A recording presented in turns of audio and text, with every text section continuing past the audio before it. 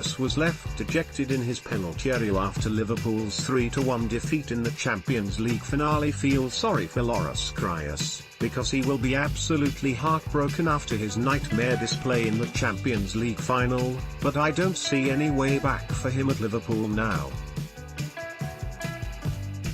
Karius had an awful night and it was horrible to watch the Reds goalkeeper completely alone in his penalty area at the end of the game. The Real Madrid players were the first to console him, followed by a member of the Liverpool coaching staff. I know from experience that when you lose a big game as a player, you sometimes need a few minutes to collect your thoughts, and those are times you are really just thinking about yourself.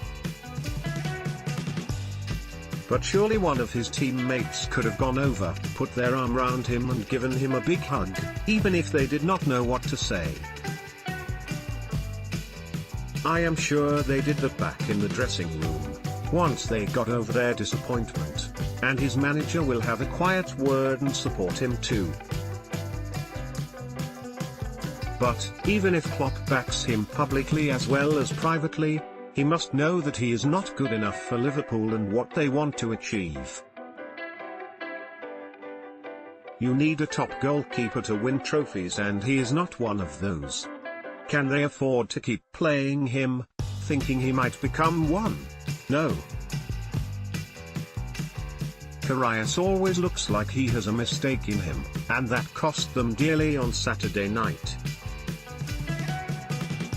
Gareth Bale was one of the real players to console Karius. Karius lacks focus, and not for the first time we have all made errors that have cost goals, and although Karius' first one, when he threw the ball at Karim Benzema, was a massive howler, it was also a little bit of a fluke. However, his second mistake, when he fumbled Gareth Bale's shot over the line, was something I don't think he can recover from. As Jurgen Klopp said afterwards, I don't think he would have done it if he had not made the first error, because he clearly wasn't over that despite Liverpool equalising soon afterwards. I just wonder if he lacked a little bit of concentration because he knew he had messed up massively for Real's first goal, and it would not be the first time that had happened. He got away with something similar in the first leg of Liverpool's semi-final win over Roma, when Alexander Kolarov's shot slipped through his grasp, but the ball hit the bar. On Saturday, he was not so lucky.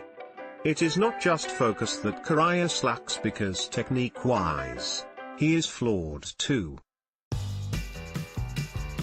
One of the things I have noticed with him is that he parries everything that comes at him, which is fine, but he sends the ball straight back to where it has come from instead of to the side of the goal. It almost cost Liverpool a goal in the first half against Real when, in making a great save to deny Cristiano Ronaldo, he pushed the ball out to Benzema, who put the ball in the net but was offside. Liverpool need a new keeper this summer. Karius made more errors leading to goals in the final against Real Madrid, too, than he had in his previous 32 competitive appearances for Liverpool. I don't know whether or not Liverpool thought they would need a new goalkeeper this summer, but they are going to have to address that situation now. Stoke's Jack Buckland might be a possibility.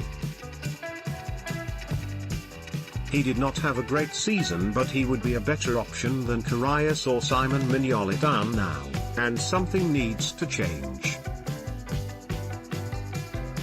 The calls we had on 606 after the final backed up my feeling that, even if Klopp does give Karius a vote of confidence by continuing to pick him, and I'd be shocked if he does, then any faith that the Reds fans had him has gone. At Anfield, the Liverpool supporters will just be waiting for him to make another mistake, and can you imagine the stick he will get when he goes to away games? That's why I cannot see him being in the Liverpool team on the opening weekend of next season. I don't think I've seen a better goal than Bale strike Karius' errors and that Bale goal. How the internet reacted, the fact they were beaten by Real, and the way it happened. Made for a disappointing end to this campaign, but Liverpool still had a fabulous run to reach the final and won a lot of friends for the football they played along the way. It is not just their results that have been impressive. It is the way they beat teams by scoring so many goals with some truly memorable performances. Aside from the Karius errors, I thought they did okay against Real too. Losing Mohamed Salah to injury after 30 minutes was a big blow, and they effectively had to make 2 changes when he went off because Adam Lallana played on the left when he came on, and Sadio Mane took Salah's role on the right. Liverpool were unbalanced at first, but they adjusted, and they also showed the character they have in that team when they got back to 1-1 so soon after falling behind. What beat them was Gareth Bale's wonder goal, because that really knocked the stuffing out of them. The third goal really just added insult to injury. I said uh-oh on BBC Radio 5 Live when Bale came on because I know what he is capable of, but I did not expect the ball to be in the net 122 seconds later. It was an absolutely sensational finish from the Wales forward, and in the hundreds of games I have played in or been at, I don't think I have seen a better goal live than that. It is amazing to think he could not get in the team, because that was such a crucial time to do something very special in such a massive fixture. I need to be playing every week. Bale, how can Reds match Real? Before the game, I said I felt that Liverpool had to score first to win, and they had their chances to do that in the first half.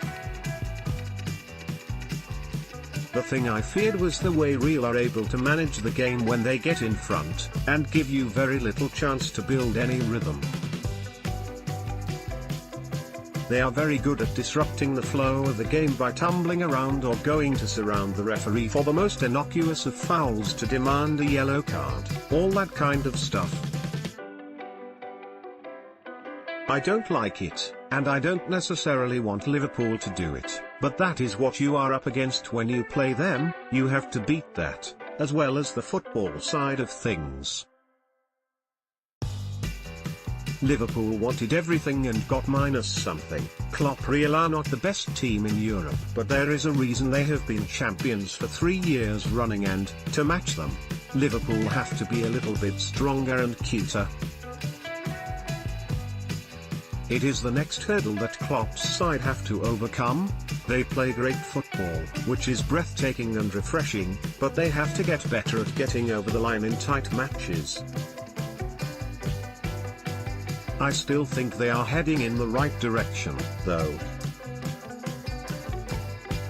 As well as a new keeper, they clearly need to improve their strength in depth, but there are still plenty of reasons to be positive, and this defeat does not change that. Mark Lawrenson was speaking to BBC Sports' Chris Bevan.